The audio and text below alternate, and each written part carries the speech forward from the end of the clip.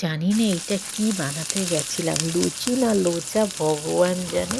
তো বানাতে গেছি লুচি, কিন্তু হয়ে গেছে লোচা। কি বড় বড় লুচি না! তো কে কে বা এরকম লুচি বানিয়েছো, এরকম লুচি না মানে লোচা বানিয়েছো, আমাকে একটু প্লিজ কমেন্ট করে জানিও। তো দেখো সারপ্রাইজিংলি কী সুন্দর ফুলে গেছে না, দারুণ লাগছে দেখতে। কিন্তু আমি তো রাত্রিবেলা কিছু খেতে পারি না, মানে আমার খেলেই জানি না, কারণ রাতে খেলে ভমিটিং হয়ে যায়। তো due to some health issue আমি রাতে কিছু ডিনার করি না। তাও দেখো টুনটুন মাসির মতন মোটা। তো কী করে রোগা হবো জানি না।